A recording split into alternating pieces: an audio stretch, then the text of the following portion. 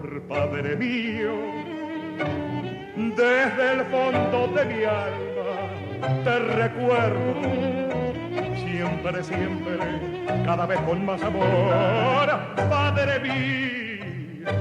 Por tu amor, por lo que hiciste, por todo lo que me diste, te llevo en mi corazón, Padre mío. Por tu amor, por lo que hiciste, por todo lo que me diste, te llevo en mi corazón.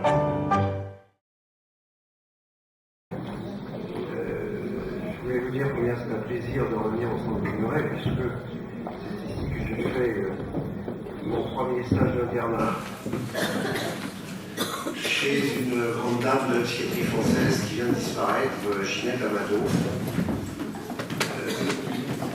et qui, avec laquelle, sous la direction de laquelle j'avais ouvert le centre de Cully à l'époque, qui était un des grands enjeux d'une psychiatrie non hospitalière.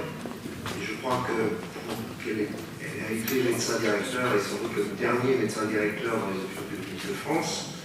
De par sa résistance et son opiniâtreté personnelle, je dois dire qu'elle considérait cependant, même en tant que médecin directeur de l'hôpital, que l'avenir de la psychiatrie ne se situe pas à l'hôpital, ce qui malheureusement n'a pas été le cas à partir des années 80. Et c'est pour ça qu'elle avait ouvert le centre d'accueil.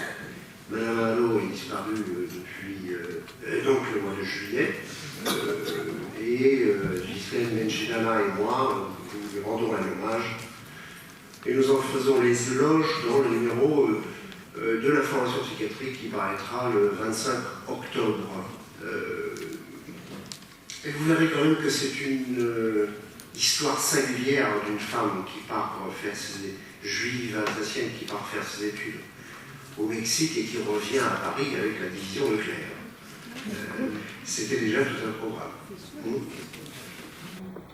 Alors, c'était la première chose que je voulais dire. La deuxième chose, c'est que lorsque nous invitons des gens qui travaillent dans des champs scientifiques qui nous sont, non pas étrangers, mais qui nous sont proches, comme ça, nous n'avons pas à leur demander de donner une explication sur les faits cliniques. Ça, c'est pire que tout.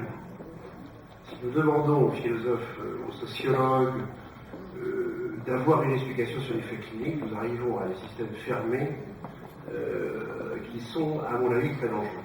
Nous devons faire exactement la démarche inverse. C'est-à-dire de partir du fait clinique et forcément, dans le champ qui est le nôtre, qui est multi-référencé, de pouvoir nous éclairer à partir d'autres approches. C'est très important, cette affaire, car nous sommes dans une période maintenant, quand même, où il y a, entre les approches, qu'elles soient sociales, qu'elles soient biologiques, qu'elles soient psychologiques, psychanalytiques, je dirais, non pas un relativisme, je n'aime pas le mot, mais une sorte de richesse qui s'entrecroise, sans pour ça se réduire les uns les autres, et où nous devons faire, comme le disait, empruntant cela à Lévi-Strauss, Tellenbach et Henriet, nous bricolons à partir du fait clinique. Et ce fait clinique est ouvrant. La deuxième chose que je veux dire, c'est que j'ai l'impression, mais peut-être que c'est une impression personnelle, qu'il n'y a pas de remaniement socio-culturel qui entraîne de fait et de façon linéaire sa propre pathologie. Les choses, il n'y a pas de... Nous l'avions expérimenté à propos des migrants, par exemple en France, il n'y a pas de fait qui entraîne comme cela un tableau clinique qui lui serait adjoint d'une manière mécanique. C'est pour ça que nous devons toujours retourner à la clinique, donc à la rencontre avec le patient. Sans ça, nous serions tout de suite à la Bien, merci. Nous allons essayer de garder le rythme des danseurs de tambour, donc faire ce peu. Alors en premier, je vais donner la parole donc à Mme Irène Kerry, qui est sociologue, qui a présenté elle-même, donc qui est directrice d'études à l'école des hautes études sociales de Paris et qui est spécialiste de la famille. Je veux dire que mon ami et moi, j'étais enseignant à l'EPH. EP, je ne sais pas ce que c'est. Mais donc, je ne sais pas, on a trouvé ça. Bon. Et ensuite,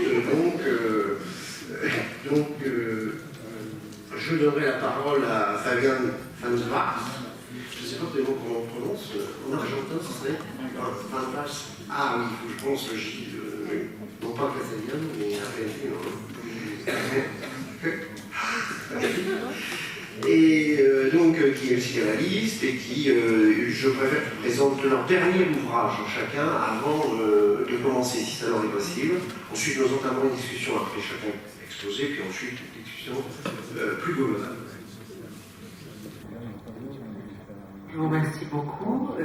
Donc Irène Thierry, je suis sociologue du droit et voilà, je travaille sur la famille. J'ai remis récemment au gouvernement un rapport filiation, origine, parentalité.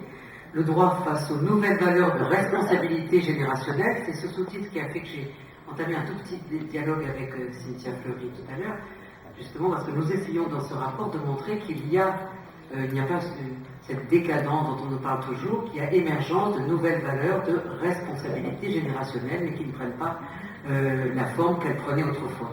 Et donc, ce que je vais faire tout de suite, c'est reprendre certains éléments de ce travail que vous pouvez trouver sur l'Internet. Là, je trahis l'éditrice Odile Jacob. En fait, elle le vend, mais on peut le trouver gratuitement. Il suffit d'aller chercher sur le site du ministère de la Justice. Donc, filiation, origine, parentalité. Ce travail porte en particulier sur l'engendrement avec tiers d'honneur. Et alors, je sais que ça a été discuté ce matin. Je regrette beaucoup de ne pas avoir pu entendre ce qui a été dit, en particulier justement la clinique de Charlotte Sibony, parce que vraiment, moi je vais rester dans mon rôle de sociologue du droit. Je ne vous parlerai pas de la pratique des centres d'AMP, que je connais pourtant, je crois, assez bien, en particulier pour y avoir travaillé plusieurs années à Marseille, mais je vous parlerai du changement général des normes en matière de procréation assistée avec tiers d'honneur. Et mon idée, elle est très simple. Je pense qu'aujourd'hui, à l'issue d'une mutation qu'il faudrait du temps pour expliquer, on a essayé de le faire dans le rapport, il y a 3 façons de devenir parent. 3 grandes façons de devenir parent. Sachant qu'il y en a une quatrième qu'on va laisser de côté parce qu'elle est illusoire. On ne peut pas décider qu'on devient parent tout seul. On ne peut devenir parent que si la société vous reconnaît le statut de parent. J'aurais beau me sentir autant que je veux la mère de tel enfant dont je m'occupe, si la société ne me reconnaît pas le statut de parent, eh bien, je ne peux pas m'auto-proclamer parent. Et donc, je pense que c'est un statut qui vous est conféré par la société, par les autres, le social, à travers des procédures, et en particulier pour nous aujourd'hui, des procédures juridiques. Il faut endosser un statut et il faut qu'on vous permette de le faire. Donc, devenir parent, c'est endosser le statut de parent. Premièrement, j'endosse le statut de parent de cet enfant parce que je l'ai fait. C'est très banal, c'est la façon la plus courante. J'ai fait cet enfant et j'endosse le statut d'être son parent. On va dire que dans ce cas-là, eh bien, l'établissement du lien de filiation va s'appuyer sur l'existence d'une procréation de cet enfant, et d'ailleurs le lien de filiation pourrait être mis en question si on pouvait prouver que je ne suis pas le parent biologique de l'enfant dont je prétends être le parent. Alors, dans certaines conditions encore, quelquefois il est possible qu'on ne puisse plus attaquer cette filiation, mais ce serait trop long. Vous comprenez bien ce que je veux dire. Je me reconnais, j'assume le statut de parent de cet enfant parce que je l'ai fait. Deuxième façon de devenir parent, l'adoption. J'endosse le statut de parent de cet enfant, que je ne prétends pas avoir fait, parce que je l'ai adopté. Tout le monde comprend. Et puis, dans ce rapport, nous disons qu'il y a une troisième façon de devenir parent, qui ne peut être ramenée ni à la première, ni à la deuxième. Pardon ? Ni à la première, ni à la deuxième. J'endosse le statut de parent de cet enfant, parce que je l'ai engendré avec un tiers d'honneur, ou parce que nous l'avons engendré avec un tiers d'honneur.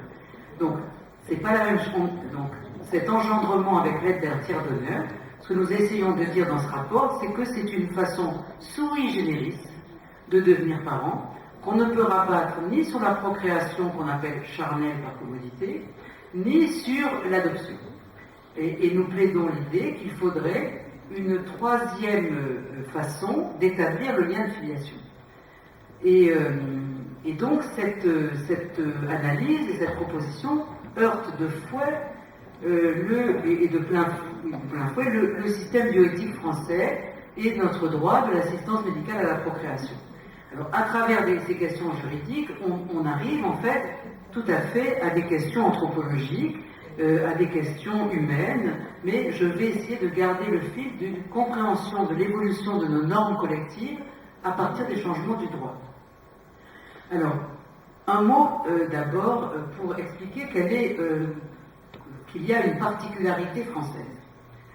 Pour le faire comprendre, je m'appuierai on pourrait s'appuyer, par simplicité, sur une comparaison entre la France et un pays très proche, mais qui a une toute autre approche, qui est la Grande-Bretagne.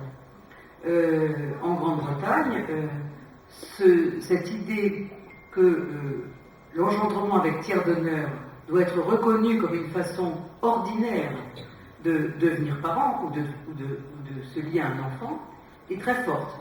Ainsi, en 2013, le Nuffield Council on Bioethics écrivait « Ayant encouragé la création de familles issues d'un don, Donor Conceived Families, l'État a pour devoir de promouvoir le bien-être de ces familles autant qu'il est possible. Cela signifie en particulier encourager un environnement social où la création d'une famille à partir d'un don est vue comme quelque chose d'ordinaire, unremarkable, une façon comme une autre de construire une famille. » Eh bien, cette idée paraît simple et de bon sens.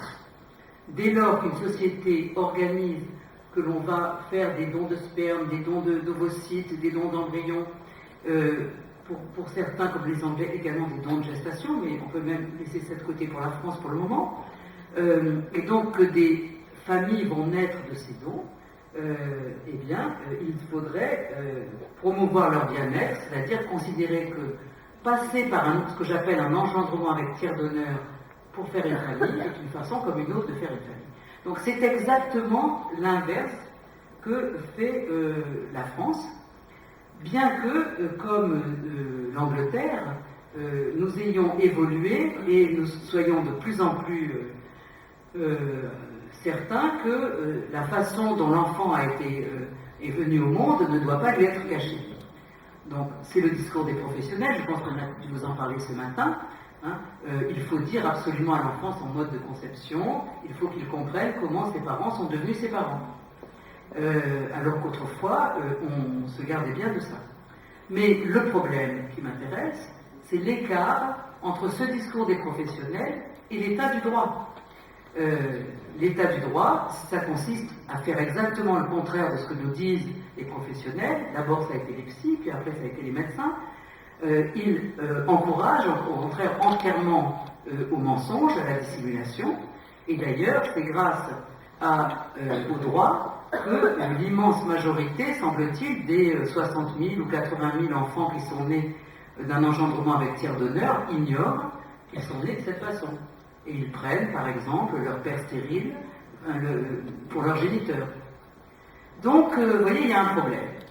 Alors, la question, pour moi, c'est, dans un temps très court, d'essayer de réfléchir avec vous à ce problème et d'essayer de partager le cheminement d'une réflexion de sociologue du droit.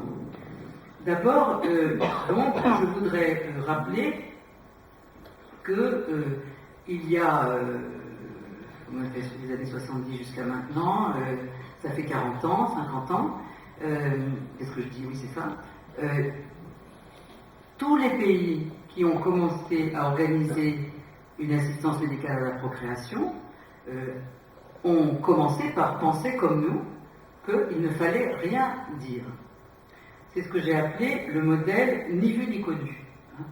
On recourt à des dons de sperme, et puis, ni vu ni connu. Et alors, on ne peut pas détailler, mais disons que cette idée, ce modèle, ni vu ni connu, était évident pour tout le monde. Était évident pour tout le monde. Et ce qui m'intéresse, c'est que beaucoup de pays ont remis en cause ce modèle ni vu ni connu, et nous n'y sommes pas arrivés nous l'avons remplacé par une autre façon de ne pas assumer l'engendrement avec tiers donneur. Donc, quelques éléments sur d'abord pourquoi, au départ, à l'évidence pour tout le monde, ce modèle ni vu ni connu. Dans un contexte où, je le rappelle, et ça vous a certainement été dit aussi ce matin, il y avait seulement des dons de sperme. Donc les seuls dons étaient masculins. La dimension du genre m'intéresse beaucoup. J'ai écrit un livre qui s'appelle Les humains comme les autres, bioéthique, anonymat et genre du don. Et je crois être la première à m'être vraiment intéressée à cette question du genre du don, pour montrer que, justement, nous sommes sous l'influence d'une conception masculine, je dirais presque masculiniste, du don, qui prend tous les dons sur le modèle des dons masculins. Et alors que, justement, les dons féminins posent question dans ce cas. Donc, premièrement, au départ, dans le contexte des engendrements avec tiers donneur par les dons de sperme, on avait 4 éléments qui expliquaient pour l'idée qu'on allait vers un modèle ni vu ni connu. D'abord, la pratique nouvelle, cryoconservation du sperme, banque de sperme, etc., centre de procréation assistée, s'inscrit dans la suite d'une pratique ancestrale. Les couples ont toujours su recourir secrètement au bon service d'un amant pour se donner une descendance en cas d'infertilité du mari. Deuxièmement, donc les dons sont masculins, or la conception de la filiation paternelle, à la différence de la filiation maternelle, a toujours été fondée sur, disons, l'expression de la volonté. Ça, c'est important. Et troisièmement, ça va avec, il existe déjà un cadre juridique pour lier l'enfant à son père quand il est censé être son géniteur, même quand il ne l'est pas. C'est la présomption de paternité ou éventuellement la reconnaissance. C'est deux façons de faire un lien entre un homme et un enfant, ou pour un homme d'endosser le statut de père. La présomption et la reconnaissance ne supposent pas la preuve d'une vérité du lien. Mais soyons clairs quand même que dans les deux cas, il s'agit bien de s'engager en tant qu'on est supposé être le géniteur. Dernier élément, ce modèle ni vu ni connu va d'autant plus s'imposer qu'on ne demande pas grand-chose au donneur. La femelle engendre en soi, le mâle engendre hors de soi, disait Aristote. Eh bien, c'est sûr que le don de sperme engage beaucoup moins l'homme que le don d'ovocyte, ou a fortiori le don de gestation n'engage la femme. Et donc, il peut être facilement réduit à presque rien, comme si on disait 5 minutes de votre temps et vous disparaissez. Donc, tout cela permet donc d'expliquer pourquoi, au fond, au départ, dans de nombreux pays, dans tous les pays même, le modèle ni vu ni connu s'est imposé comme allant de soi. Simplement, c'était mieux qu'avant. Avant, il y avait des adultères, on supprime l'adultère. Avant, il y avait des donneurs dans les cabinets des gynécologues. L'Académie des sciences morales avait dit c'est très peu moral. Aujourd'hui, eh bien, les blouses blanches, la congélation, etc., tout ça apparaît comme tout à fait propre et moralisé. Et donc, les consignes à l'époque étaient justement aux parents, peut-être vous en avez aussi parlé, de distrait un enfant. Bon, comme ça, c'est un problème qui vous regarde. Après tout, on ne va pas regarder comment vous faites les enfants sous la couette, mais on ne va pas plus regarder comment vous les faites dans le laboratoire, etc. Donc, vous voyez que ce modèle était très fort, parce qu'il mêlait la tradition la plus immémoriale et l'innovation la plus moderne. Masculin de bout en bout, il oppose aux stéréotypes traditionnels sur la complicité des femmes dans la dissimulation pécheresse, adultère, entremetteuse, faiseuse d'anges, la conjuration vertueuse des hommes, mettant la technique au service d'une victoire nouvelle de la virilité. En un mot, il s'intègre parfaitement au paysage familial de l'époque, où on se préoccupe de moderniser l'ordre matrimonial de la famille, sans imaginer les mutations qui sont déjà en cours. Ce modèle va rapidement se fissurer, et ce qui était vu comme un problème simplement de procréation, de technique procréative, va apparaître comme un problème inédit de famille et de filiation. Avec le développement de la procréation assistée, on prend conscience que ce qui est en cours, c'est justement l'invention la création d'une nouvelle façon de mettre les enfants au monde qu'on ne peut pas ramener sur les modèles traditionnels. Alors ça va apparaître de plusieurs façons. D'abord, les sociétés éprouvent le besoin de protéger légalement les donneurs de toute paternité. Et ça, je crois que c'est très important, qu'on n'a pas assez médité. Pour la première fois, les sociétés instituent le cas où, par hypothèse, un géniteur n'est pas et ne saurait pas devenir un père. Alors que dans le passé, eh bien, justement, l'homme qui avait rendu service, le facteur, etc., eh bien, vous voyez, dans l'ombre de la loi, c'était en cachette, c'était une transgression, et il pouvait toujours se retrouver avec une paternité sur le dos, si je peux dire. C'est un peu compliqué comme image, mais bon. Et donc, c'est une innovation capitale qu'une société dise, dans certains cas, réfléchissons bien à ça, être géniteur est incompatible avec le fait d'être devenir un parent par la filiation. D'où le fait d'ailleurs que dans des démocraties de tradition libérale, on a rapidement admis que cette nouvelle pratique sociale de l'engendrement avec tiers donneur pouvait permettre la création de ce que le même Nuffield Council on Bioethics appelle des familles non traditionnelles. On n'a pas eu besoin, par exemple, en Angleterre, d'autoriser les couples de femmes à accéder à l'AMP parce qu'on n'a jamais eu l'idée que c'était aux médecins de l'interdire. On a considéré que ce n'était pas leur travail, que entre les femmes majeures qui les sollicitaient, lesquelles avaient droit de bénéficier de nouvelles techniques de procréation, lesquelles n'avaient pas droit, eh bien, ne relevaient pas de la médecine, mais relevaient de la société en général, des choix personnels, etc.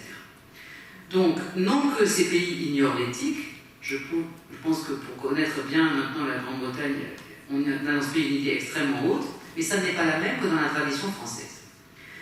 Une autre fissure, bien sûr, est venue des besoins de l'enfant, une fissure de ce modèle ni vu ni connu. Rapidement, l'idée que le secret, vous dites rien, est en fait un mensonge, puisque quand on dit rien, eh bien l'enfant est persuadé que son père stérile est son géniteur, je prends toujours ce modèle. Donc, on installe un mensonge. Vous imaginez, la première consultation, c'est le pédiatre. Et alors, il y a du diabète dans la famille de monsieur? Qu'est-ce que vous faites? Donc, la question est compliquée parce que, justement, ce secret n'est pas seulement un non-dit, un suspens, il installe une situation mensongère dont il faudra un jour sortir. D'où le fait que les professionnels abandonnent l'attitude initiale consistant à conseiller fermement par le secret, leur disent, au contraire, dites-le à l'enfant. Il faut le dire à l'enfant.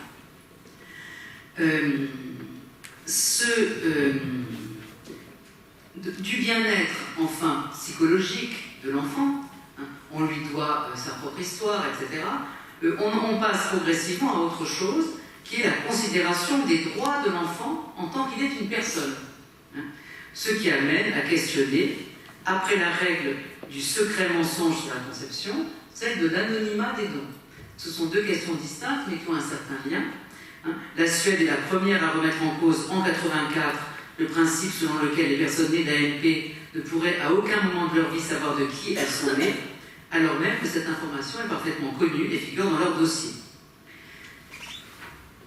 Nous avons dans ce rapport, mais ce serait le sujet d'une autre intervention, consacré 2 chapitres, même toute une partie, à essayer d'expliquer la nouvelle jurisprudence de la Cour européenne des droits de l'homme autour de la notion de droit d'accès aux origines personnelles. Avec ce fait nouveau que 2 notions qui ont été toujours confondues, entremêlées, la filiation et les origines, sont aujourd'hui de plus en plus distinguées. Pour beaucoup de gens, ça veut dire la même chose, mais je pense que ce sont 2 notions différentes qui peuvent ne pas se recouvrir. En tout cas, quand on parle d'accès aux origines personnelles, on ne parle jamais d'accès à la filiation. Les recherches d'origine personnelle ne sont pas des recherches en maternité ou en paternité. Au contraire, comme l'explique bien d'ailleurs le Conseil national d'accès aux origines personnelles, les origines excluent d'établir une filiation. Et pourtant, dans le débat français, vous le savez, chaque fois qu'on évoque les origines, on vous répond biologisation de la filiation. Donc la confusion est encore très très grande et il faudra essayer de comprendre pourquoi nous avons tant de mal à penser à côté des parents, seuls titulaires du lien de filiation, des places, des figures différentes. Par exemple, les donneurs d'engendrement. Et puis, le dernier point très important, c'est la féminisation des dons. plus ces dons se sont féminisés, plus le modèle 5 minutes de votre temps et vous disparaissez a été obsolète. On ne peut pas dire ça à une femme qui vient donner ses ovocytes, et encore moins, dans les pays qui l'organisent, à une femme qui accepterait de porter pour autrui l'enfant d'autrui, 9 mois de sa vie, une grossesse, un accouchement, les risques qui vont avec, l'engagement qui va avec, etc. Alors moi, contrairement à des mots que j'ai entendus tout à l'heure, je ne me précipite pas à mettre des labels sur ces nouvelles pratiques, à dire que c'est des locations de ventre, etc. Parce que je sais très bien qu'il y a des pratiques les plus opposées, des pratiques de marchandisation des femmes, et puis d'autres dans lesquelles, personnellement, je n'ai rien à redire. Mais laissons ça de côté. Disons simplement que les dons féminins obligent à questionner le sens du don et la valeur du don. Alors que dans le modèle ancien, finalement, on demandait à des gens de donner, mais en disant surtout vous donnez, vous disparaissez. C'était un principe d'irresponsabilité. On vous garantit les responsabilités. Plus les dons se féminisent, plus la question de la responsabilité des donneurs est posée, plus la question de la place que la société leur donne, de la façon dont elle reconnaît le sens de leurs gestes, dont elle les valorise, dont elle leur fait... Voilà, tout ça, toutes ces questions arrivent sur le tapis. Et une question en particulier est posée, qui est nouvelle, qui était vraiment impossible dans l'ancien modèle, c'est la question des relations entre donneurs et receveurs. Aujourd'hui, dans le modèle français, la règle qu'on dit éthique, c'est l'absence totale de relations. Il ne doit jamais y avoir de donneur qui rencontre un receveur, de receveur qui rencontre un donneur. Eh bien, avec les dons féminins, et en particulier, bizarrement, avec la GPA, alors encore une fois, je ne propose pas de trancher ce débat, je vous fais seulement remarquer que quand on débat sur la GPA, on voit très vite qu'il y a une différence immense entre une GPA où la gestatrice ne rencontrerait jamais les parents d'intention, et ça existe. Hein. Justement, vous avez évoqué les publicités sur Internet, on tombe quelquefois sur des publicités ukrainiennes, où on vous dit on va prendre un embryon, on va le coller dans un utérus, on va aller le chercher à la sortie, et puis voilà. Donc là, on est sûr que quand il n'y a pas de relation entre la donneuse de gestation et les parents, qu'elle est instrumentalisée. A l'inverse, dans les cas où on parle, au moins pour certains, de gestation éthique, tout est mis sur la valeur de la relation qui est créée entre la gestatrice et les parents. C'est juste un aparté pour dire la question de la relation donneur-receveur est posée, et on se demande pour quelle raison éthique on n'a pas voulu la poser. Pourquoi on a dit qu'il faut surtout qu'il y ait un sas médical qu'on donne à la médecine, mais pas qu'on donne à autrui. Donc ce serait un sujet immense, je ne fais que citer. Et ainsi, par exemple, est apparu un deuxième type d'engendrement avec donneur, qui justement suppose la connaissance, qui est l'engendrement amicalement assisté. Il y a des gens qui se disent, moi j'aimerais bien être aidé par un don, mais pourquoi ça ne serait pas un don de tel ami, de tel proche, etc. Eh bien, jusqu'à présent en France, on ne peut pas finalement venir avec un donneur connu. Et la question est posée, pourquoi, qu'est-ce qui fait obstacle à ce que ça soit un donneur connu, puisque de toute façon son statut de donneur serait garanti par le droit qui organise l'essence médicale à la procréation. Alors tout ça pour dire on avait donc au départ un modèle ni vu ni connu, il est entré en crise progressivement, et donc beaucoup de pays sont allés vers le fait d'assumer, de le remplacer par un nouveau modèle, que je propose d'appeler un modèle de responsabilité, dont l'enjeu est justement de prendre en compte tous les partenaires d'un engendrement avec tiers donneur, c'est-à-dire les donneurs et les donneuses, les couples d'intention, et puis avec un rôle particulier les professionnels, en demandant à chacun, c'est finalement d'être responsable. C'est en lui permettant d'être responsable, en ayant des institutions qui permettent à chacun d'être responsable parce qu'il aura un statut clair. Le problème que ça pose, c'est qu'on est amené, entre les donneurs et les receveurs, à changer de point de vue, c'est-à-dire que dès qu'on va vers un modèle de responsabilité, on comprend très bien que dans un don d'engendrement, il y a une complémentarité entre les parents d'intention et le donneur. Les parents ne peuvent pas devenir parents sans le donneur donne pour que d'autres soient parents. On comprend très bien qu'il y a une place pour les uns et les autres.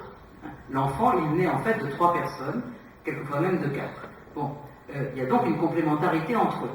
Mais c'est cette complémentarité que nous n'arrivons pas à penser, parce que nous restons sur un modèle de rivalité, hein, avec l'idée que si on donne au donneur, on enlève au père, si on donne à la donneuse, on enlève à la mère, comme si ces places s'excluaient. Il fallait choisir entre les deux. Donc comment penser un engendrement qui suppose, mettons, 3 personnes ou 3 fonctions, alors même qu'on dit, il faut que s'il y en a une qui est reconnue, elle exclut l'autre.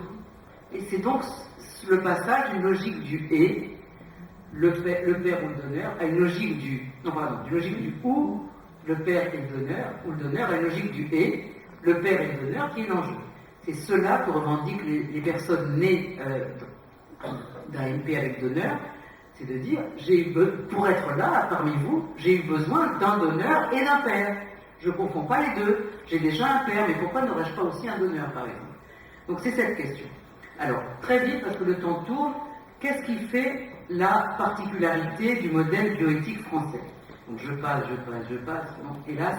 Voilà, pour dire que dans les années 90, quand on a établi les premières lois de bioéthique, déjà la discussion du modèle ni vu ni connu était bien engagée, parce que ça datait de 73, les premiers sécos, on était en 80, combien d'ailleurs 14, 20 ans plus tard.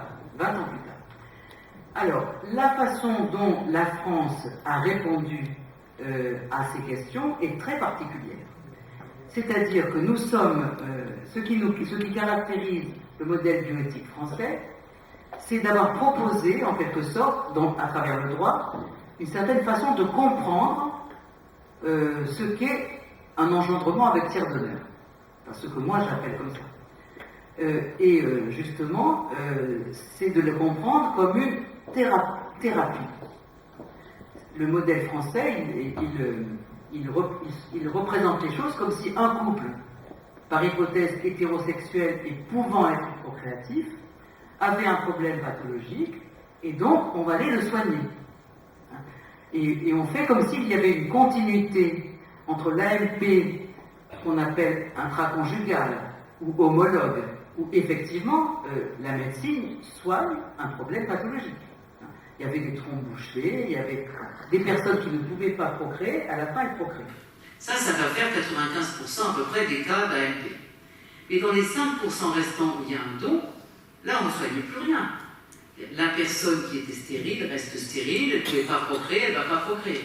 Donc ce qu'on lui propose, ça n'est pas de la soigner, c'est quand il est un échec thérapeutique, on lui propose en fait une autre façon de devenir parent.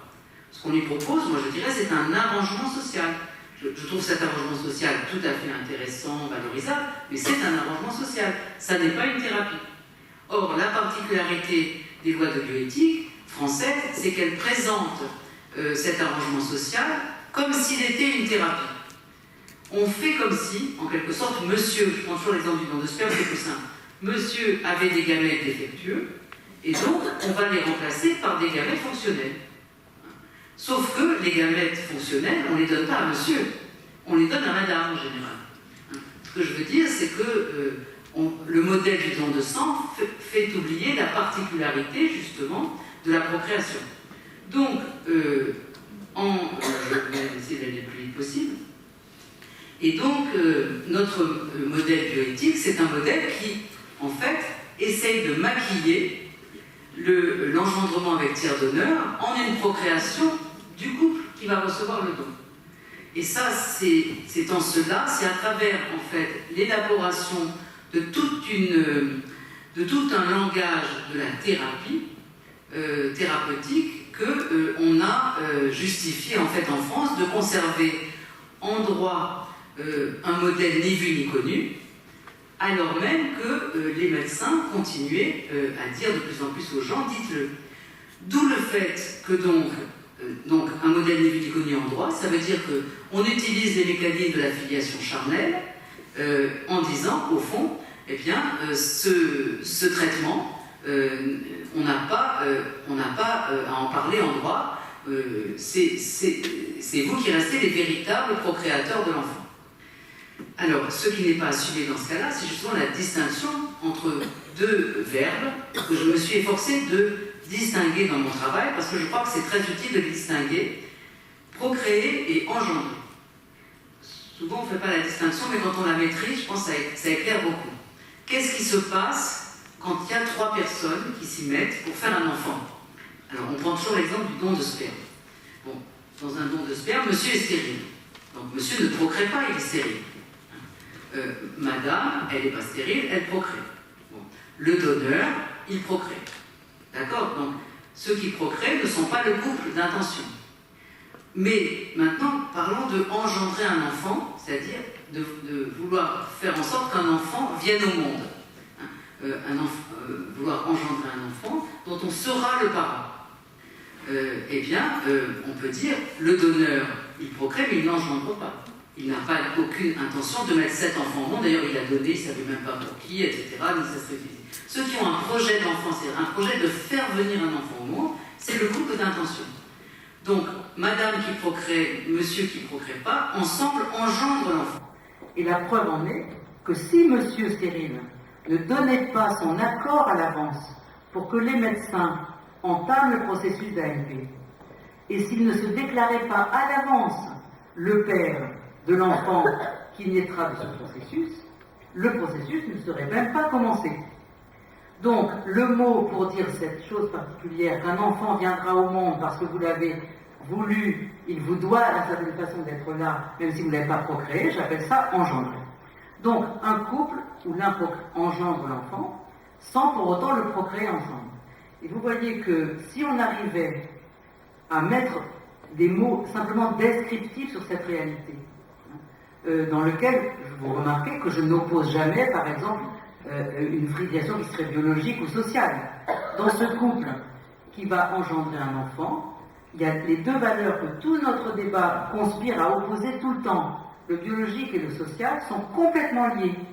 Le même couple nous dit c'est très important de donner la vie. Donc ils choisissent la PMA avec la donneur, ils ne choisissent pas l'adoption. Alors, pour eux, c'est très important de faire naître un enfant. Et en même temps, le même couple, pour le même enfant, nous dit c'est très important de pouvoir devenir un père sans procréer et sans transmettre la vie soi-même. Donc les deux valeurs que nous opposons, ce couple les lie indissolublement pour un même projet et pour un même enfant. Alors au lieu d'entendre ça, eh bien nous continuons finalement à le rendre impensable parce que nous essayons de choisir entre les valeurs qui ont été associées par ce couple. Donc je pense que ce qui est important, c'est justement, je termine, d'être capable de parvenir à une vision, disons, qui partirait ne serait-ce que d'une description des actes humains, des actes signifiants, qui ont été mis en œuvre à la fois par ceux qui donnent de leur capacité procréatrice pour que d'autres soient parents, qui font un certain type d'actes humains signifiants, ceux qui demandent à bénéficier de ces dons, ceux qui se lancent justement dans des engendrements avec tiers donneur. Si on mettait au centre le sens des actes humains, garantis, on va dire, par les institutions, on se rendrait compte qu'il y a une faillite institutionnelle. C'est-à-dire que ce que nous demandons aux individus, c'est de se débrouiller sans le soutien des institutions. Et en quelque sorte, et là je pense que je suis très sévère pour le droit, c'est-à-dire que le droit produit des tas d'effets délétères. Il oblige les gens à se comporter comme des sortes de passagers clandestins du système de parenté, au moment même où on leur demande d'être dans une certaine véracité avec l'enfant. Ils ne sont pas soutenus puisque justement l'engendrement avec tiers donneur n'est pas institué comme une façon non seulement normale, on va dire, mais même possible de faire venir des enfants au monde. Le jour, je termine vraiment par cette phrase, où nous admettrons l'engendrement avec tiers donneur comme une simple réalité, je pense qu'on verra baisser de 3 crans les débats sur les couples de femmes qui ont recours à l'AMP. Parce que justement, ces femmes ne prétendent pas procréer un enfant ensemble, comme on les en a accusées, et par contre, elles prétendent bien faire ce que font d'autres couples qui ne peuvent pas procréer, c'est engendrer un enfant ensemble. Alors, elles peuvent engendrer ensemble tout en... Alors, que ça crée du trouble, certainement, mais ça n'est pas le mensonge qu'on prétend quand on applique à leur cas le modèle bioéthique français qui est lui-même mensonger.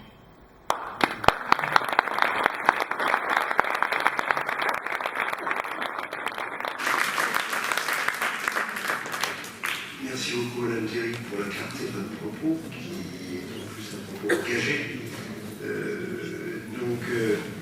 Je vais donner la parole à la salle pour l'intervention ou question. Quelqu'un peut faire voyager un micro jusqu'à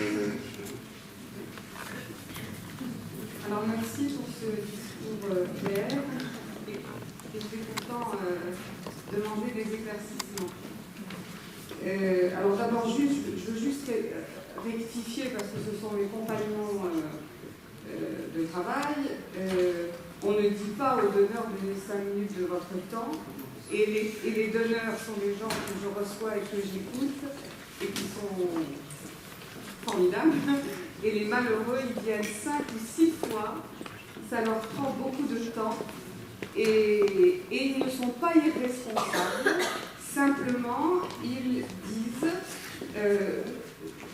je suis encore, ce sont encore des donneurs qui ont des enfants, hein, on n'est pas, parce que ça sera sûrement différent si le décret d'application passe pour des donneurs sans enfants.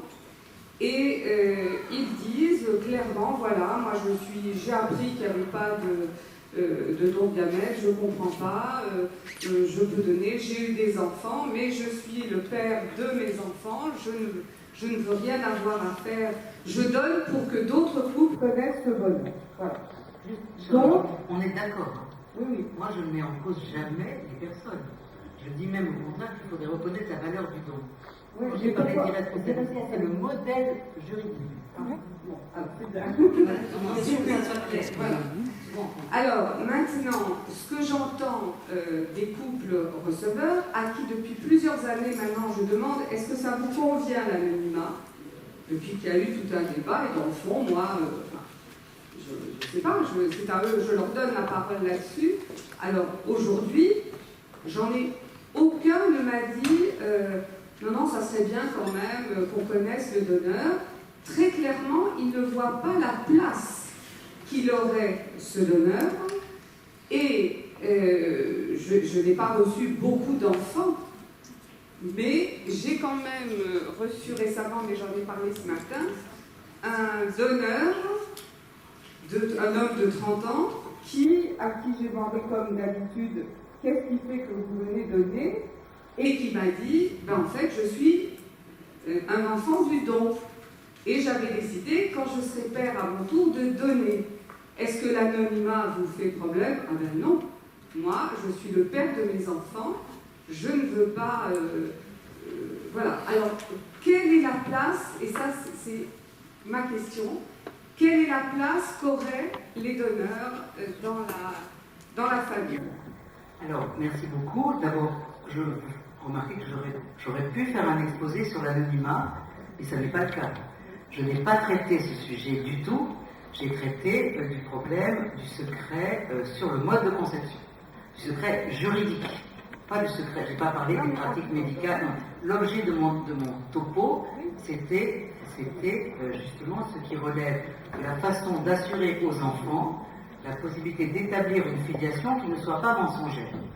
Ce que j'ai dit pourrait être dit de la même façon, même si par ailleurs j'étais pour le maintien de l'anonymat. C'est deux questions distinctes. Le fait d'instituer un engendrement avec tiers donneur ne suppose pas de lever l'anonymat. Ce sont deux sujets différents. Alors, cela dit, nous pensons que dans une certaine logique, l'un peut suivre l'autre, même si ce sont deux... Pour filer une place, il faut qu'on sache qui c'est. Non, bien sûr que non, puisque... Oui, moi non plus alors. Non. Oui, d'abord, il suffit, voilà. La question, c'est qu'on puisse dire à des enfants, il y a quelqu'un, quelqu'un qui est une personne humaine. Une personne humaine, ça a été évoqué déjà, c'est la possibilité d'un visage et d'un nom. La possibilité. Quand on dit, par hypothèse, elle n'aura jamais de visage, jamais de nom, on la dépersonnalise. Dans les débats, quand beaucoup d'enfants naissent du don, ceux qui ne sont pas contents de leur situation, ce qu'ils disent, ça n'est pas du tout qu'ils cherchent des pères ou quoi que ce soit, c'est qu'ils ne supportent pas la dépersonnalisation des conditions dans lesquelles la vie leur a été transmise. Ils veulent dire qu'ils sont nés d'une personne et pas d'un matériau interchangeable de reproduction. Mais c'est un autre débat, alors, mais je veux vous répondre et en même temps c'est un autre sujet. Mais ce que je voulais vous dire, très vite, j'essaie de parler des normes collectives. Encore une fois, sociologue du droit, quelles sont les normes qui permettent aux gens de se guider? Et pas quelles sont les pratiques des gens. Les gens, ils sont toujours mieux que les normes en général. Bon. Enfin, parfois ils sont pires, mais bon. En tout cas, dès lors qu'on a aujourd'hui un droit, parce que je reviens sur qui non seulement donc est pseudo-procréatif, pseudo-thérapeutique, et qui cache les donneurs, je trouve assez logique, très logique, que les patients soient attachés à cette règle de l'anonymat. Pourquoi? Dans l'état actuel des choses, c'est celle qui garantit les places de chacun. On dit aux gens, vous serez les parents parce que justement les donneurs n'apparaîtront jamais, et on dit aux donneurs, vous serez les donneurs parce qu'on ne vous rendra jamais pour des parents. Donc, les gens disent, super, les donneurs ne veulent pas devenir des parents, les parents n'ont pas envie d'être confrontés avec des donneurs.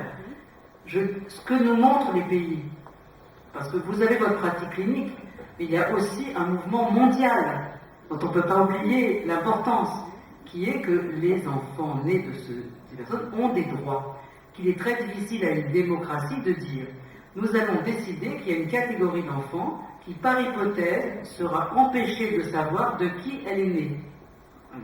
C'est un problème qui est un problème de droits fondamentaux de la personne. Est-ce qu'on a le droit de faire ça, indépendamment de toute considération psychologique? Et c'est ça qui se joue à la Cour européenne des droits de l'homme. Alors, ce que montre ce mouvement, c'est que un autre système de préservation des places de chacun est possible. Non pas le système du ni vu ni connu, on ne se rencontre pas, on ne se voit pas, on ne sait pas qui, mais au contraire l'ouverture. Si une société qui cache ses donneurs, parce qu'elle les cache, on ne peut jamais les rencontrer, on ne sait pas qui c'est, etc. On ne peut pas les choisir. D'ailleurs, si on évoque l'idée qu'on pourrait choisir son donneur, on vous dit ça y est, c'est le catalogue, etc. Moi, je trouve que dans d'autres pays, on s'est dit, franchement, que la tête de celui avec lequel on va, avec les gamètes duquel on va faire un enfant vous revienne, n'est pas quelque chose forcément. Mais moi, je pense des choses qu'on n'a pas le droit de penser. Mais je ne trouverais pas choquant qu'on puisse préférer que la tête du donneur vous revienne, sans qu'on vous vienne vous dire que vous choisissez sur catalogue, parce que vous êtes raciste, vous voulez des enfants qui sont des enfants de prix Nobel. Ça s'enchaîne comme ça. On pourrait juste dire, oui, ça s'est fait, mais enfin, dans les pays où on peut choisir, en général, les gens qui ont un type hispanique, ils choisissent des gens qui leur ressemblent, des gens qui... Voilà, c'est aussi bête que ça. Vous savez que le biologiste, il choisit quand même un donneur dont les caractères... Oui, le biologiste. Ne sont pas en contradiction avec la... Oui, je dis simplement pourquoi c'est le biologiste qui choisit et pas la personne. Il y a une défiance. Oui, mais mon approche tente de montrer qu'on est dans un système paternaliste où ce sont les praticiens qui, sur des tas de sujets, choisissent à la place des concernés. Et que ça me pose de plus en plus de problèmes. Cela dit, voilà, ce que vous dites n'est pas contradictoire avec ce que je dis. Tant qu'il y a le modèle actuel, c'est normal que les gens y adhèrent parce qu'ils ne veulent pas de mélange des places. Il y a une autre façon de l'organiser. Et c'est que et bien sûr, pour le moment, ce qui est demandé n'est pas qu'on connaisse les donneurs. Il n'est pas demandé par personne en France, en tout cas. Je n'ai pas entendu parler d'une suppression de l'anonymisation des gamètes. Ce qui est demandé, c'est uniquement que les enfants nés de dons adultes, quand ils sont adultes, puissent, s'ils le veulent, savoir de qui ils sont nés. C'est-à-dire qu'on leur ouvre ce placard secret. Mais vous voyez que c'est quelque chose qui est beaucoup moins un bouleversement que le fait de lever entièrement l'anonymat. C'est quelque chose de plus progressif. Allez-y, dernière question. Donc, on passe à l'exposé suivant et puis nous reprendrons la discussion. Oui, pardon. Oui, juste un commentaire en forme de remerciement à Irène Théry pour l'échange qu'il y a eu tout à l'heure suite à l'intervention qui faisait référence à l'industrialisation, la marchandisation des corps, des ventres. et qui, quand même, pour un certain nombre d'entre nous, faisait curieusement référence aux propos de Sylviane Agachinsky, justement sur cette question-là de la sexualité, de la procréation, de la filiation et de leur dilution dans le grand marché général. C'est aussi, comment dirais-je, le discours d'un féminisme aussi, hein, donc, qui entre manifestement en contradiction avec d'autres positions. Mais là où je voulais vous remercier, c'est dans le rapport qui a été remis envoyé à la ministre Bertinotti, c'est précisément sur cette dimension de l'engagement des personnes qui sont dans une, comme on dit, dans un désir, puis dans un projet parental, et qui sont dans partie, je dirais, dans une aventure, certainement pour toute l'existence, quelles que soient les vicissitudes ensuite des couples qui sont constitués. Avec, vous avez rappelé tout à l'heure dans le bref échange avec Cynthia Fleury, le primat, on va dire, de la filiation dans nos sociétés de démariage, sur le caractère du lien matrimonial. Ça me paraît effectivement important d'être souligné là, et je vous en remercie. La brève question, c'est qu'il ne nous a pas échappé que vos propos ont été consignés dans un rapport, que ce rapport a été commandité et donc remis à une ministre, si j'ai bien compris, qui vous a soutenu dans ce travail, Bertinotti pour ne pas la nommer, qui n'est plus ministre actuellement, comme chacun sait. Quid du devenir de vos propositions? Il y a aussi notamment, vous parlez de celles sur les origines, mais il y a aussi les beaux-parents, etc. Et quid donc, comme on sait, il y a un rétropédalage certain du gouvernement sur ces questions. Il faut aussi faire avec ça. Où en est-on aujourd'hui et où en êtes-vous, Hélène Terry, avec cela aujourd'hui? Ça sera très rapide.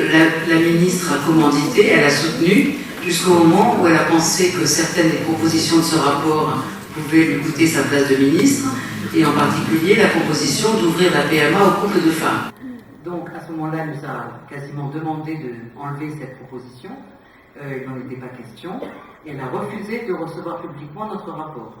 Il a fallu donc que je monte jusqu'au secrétariat de l'Élysée contre cette ministre pour indiquer que si on nous censurait, eh bien les 25 universitaires qui avaient fait ce travail ne se laisseraient pas faire et que nous rendrions public nous-mêmes. Donc finalement, notre rapport est officiel, nous avons eu l'autorisation. Et c'est pour vous dire que c'est compliqué les rapports avec les politiques. Alors depuis, ils sont tétanisés, de toute façon, par le mariage pour tous, ils ne veulent faire rien du tout.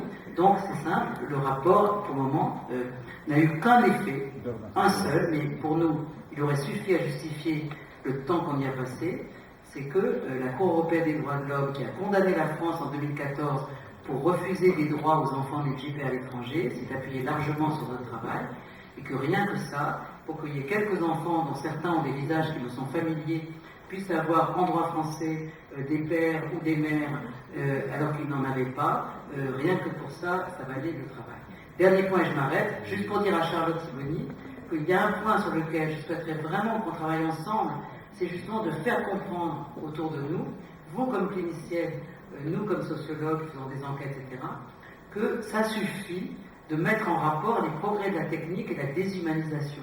Ce que nous voyons dans les services, qu'on y soit praticien ou qu'on y soit observateur comme nous, c'est que la technique n'empêche en rien l'humanité. On pourrait vous citer plein d'exemples de cas où, avec des éprouvettes à la main, se tissent des rapports humains très, très forts, avec beaucoup de signification, beaucoup de symboles et tout ça.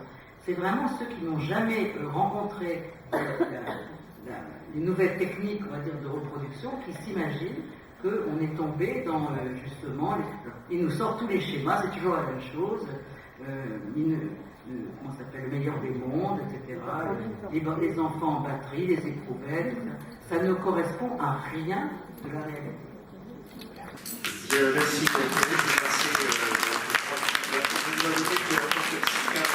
Ils sont parfaitement le coup du rapport planqué dans un tiroir, puisque nous en avons été victimes sous le ministère Malte du rapport de mai qui, justement, et nous en sommes toujours victimes, qui a été caché alors que s'instaurait la gestion hospitalière du secteur qui a été toujours une catastrophe. Nous connaissons ça, mais nous le voyons encore avec le rapport. Il y en a un encore qui vient d'être caché dans un tiroir, et j'arrive pas à comprendre comment d'ailleurs quelqu'un qui fait un rapport peut obéir à un ministre qui lui demande de le cacher. C'est quand même impressionnant, ça. Hein? Bon, très bien, très bien. Bon, alors, je passe la parole donc à Fabienne Faxmarx, excusez-moi si vous donc sur le choix forcé du genre, et nous reprendrons la discussion à la fin, avant que vous dégourdiez les jambes avec du temps. Merci. Avec ce terme du choix des parents, Dominique Ventrever et Susanna Elkin, présidente de l'association franco-argentine de santé mentale, à qui je remercie l'invitation d'intervenir à cette journée. Avec ce terme donc du choix des parents, ils sont voulus donner une déclinaison, une version du désir de l'autre, désir nécessaire et présent pour la constitution d'un sujet.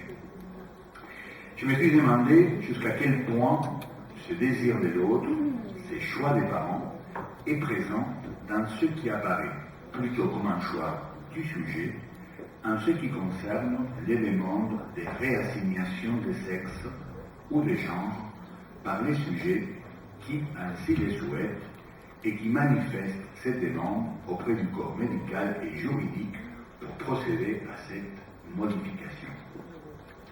La question du choix ou du désir des parents se rend encore plus pressante lorsqu'il est question des demandes des changements de genre ou des sexes anatomiques chez les enfants. Phénomène social et clinique à quoi nous assistons de manière croissante depuis quelques années. S'il y a peu de casuistiques encore en France, il existe aux États-Unis quelques centres spécialisés des traitements de ce type de demandes dans les grandes villes des États-Unis qui ont fait état dans des ouvrages de la manière d'accueillir et de traiter ce qui a été appelé l'enfant transgenre. En Europe, les communautés autonomes d'Andalousie et de Madrid, plus récemment en Espagne, ont approuvé une loi qui permet de réassigner un genre à un enfant sans qu'il y ait besoin, chose impossible par ailleurs avant la fin de l'adolescence, une modification, une intervention chirurgicale. C'est le même cas en Argentine depuis l'année 2010 où la loi 26 743, appelée d'identité et de genre, permet à un enfant qui décide d'échanger de genre de s'adresser directement au registre civil pour faire ce type de demande sans s'engager, les gens civils bien sûr, sans s'engager pour cela une démarche juridique comme c'était le cas auparavant, jusqu'à la promotion de cette loi. Une simple demande adressée au registre civil suffit pour se voir modifier son identité sexuelle sur ses documents d'identité. Dans les cas où les parents s'opposeraient à ce type de demande de la part de l'enfant, celui-ci peut saisir un juge pour enfants, peut s'adresser à un juge pour enfants, fait donc exceptionnel, pour que cette demande soit reçue et reconnue.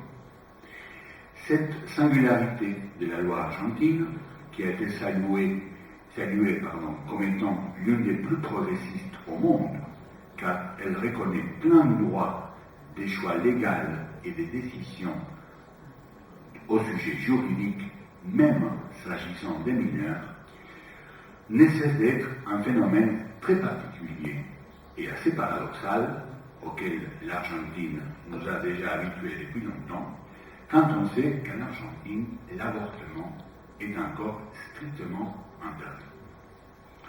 Le genre constitue depuis quelques années un objet de controverse sociale, politique, éducative, pédagogique, psychopathologique et psychanalytique. Le développement des théories du genre aux États-Unis, depuis la fin des années 70, et leur introduction plus récente en France a permis d'accepter de manière croissante la dénaturalisation du genre et son inscription dans des déterminations culturelles, sociales et historiques. Les débats concernant les caractères naturels, anatomiques du genre et ou ses déterminations socioculturelles On attend l'arsénique en France récemment à propos du mariage homosexuel. Ces débats ont permis d'introduire de manière assez générale la question de la prédisposition naturelle, anatomique, à se soumettre et à accepter ce que le corps semblerait nous imposer comme une évidence. Qu'on doit correspondre à ce qu'un corps d'homme ou de femme nous dicterait. Ce que les sujets hystériques ont appris à Freud il y a plus de 100 ans, permettant ainsi de donner lieu à la création même de la psychanalyse, et ce que certains sujets, comme le président Schreber, ont éprouvé dans leur corps et consigné dans ses mémoires, en tant qu'expérience de transformation sexuelle, c'est devenu aujourd'hui un fait répandu à une proportion telle que les lois de certains pays, donc, ont été obligés de s'y accommoder en enlevant, dans certains cas, tout soupçon de caractère psychopathologique à la décision d'un sujet de changer son genre civil ou son sexe anatomique. Et il faut accepter que seulement une position normative ou moraliste, au fond, qui s'approcherait à supposer savoir sur ce que sont que les types de chaque sexe, pourrait s'ériger contre cette contestation à l'anatomie qu'énoncent les sujets trans. Il existe même actuellement 3 séries télévisées différentes diffusées aux États-Unis, ayant comme personnage central un sujet transsexuel. Et si nous suivons ce que notre ami Gérard Bachmann nous a appris des séries télévisées, c'est-à-dire qu'elles reflètent comme un miroir l'état de la société à un moment donné, je crois même que dans certains cas elles l'anticipent, nous devons simplement accepter que les sujets transsexuels ou transgenres a fait son entrée définitive sur la photo sociale. Cet été, la Maison Blanche n'annonçait-elle pas à tambour battant à des fins électoralistes, sans doute, l'embauche de la première assistante transsexuelle d'origine latine, de surcroît? Je veux par preuve de cette généralisation de la notion de genre que la critique profonde qu'une Monique Wittig, auteur précurseur des études sur les genres, pouvait mener sur la bipartition des êtres humains en 2 sexes, hommes et femmes, dans son ouvrage principal, La pensée straight, est devenue aujourd'hui monnaie courante et on peut retrouver sous la plume des 2 auteurs américains d'un manuel qui s'appelle L'enfant transgenre, la réflexion suivante. Aujourd'hui, le genre ne peut plus être considéré comme une catégorie à 2 options.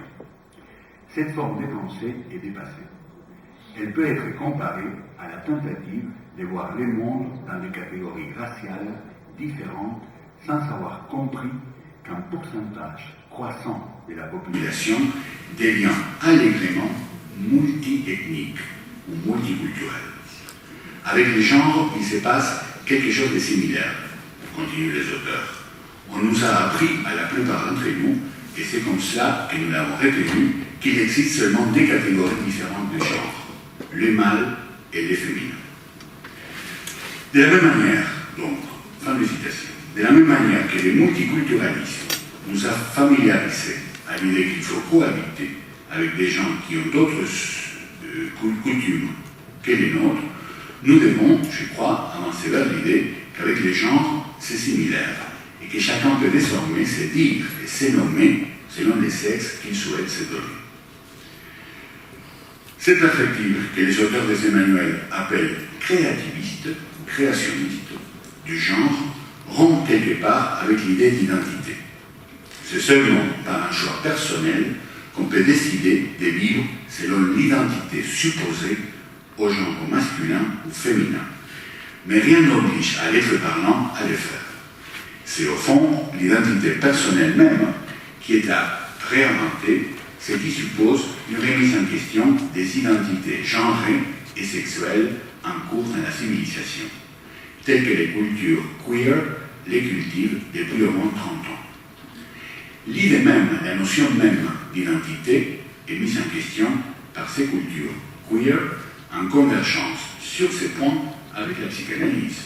Car, comme vous le savez peut-être, l'identité n'est pas du tout un concept psychanalytique.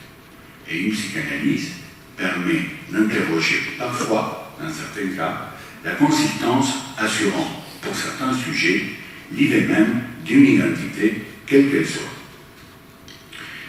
L'assumption du genre par les sujets n'est pas donc seulement une question de semblant, déconnectée des tout réels en ce qui concerne la sexualité.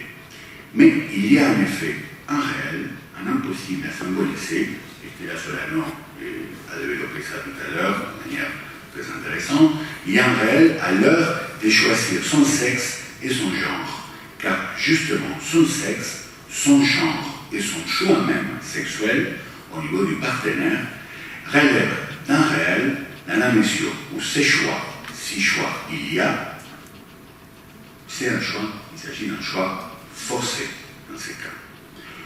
Contrairement à ce qui énonce Judith Butler, il ne s'agit pas d'une simple identification qu'on peut adopter comme on pourrait adopter un modèle de coupe de cheveux ou une nouvelle chemise. Le choix du genre est un choix forcé. Et puisque nous parlons de ça est un choix forcé comme tout choix finalement, du point de vue de la logique inconsciente qui œuvre pour un sujet. Et bien sûr, si nous parlons d'un choix forcé, la question de la liberté se pose, la question de la notion de liberté se pose pour la psychanalyse. Qu'est-ce que c'est que la liberté?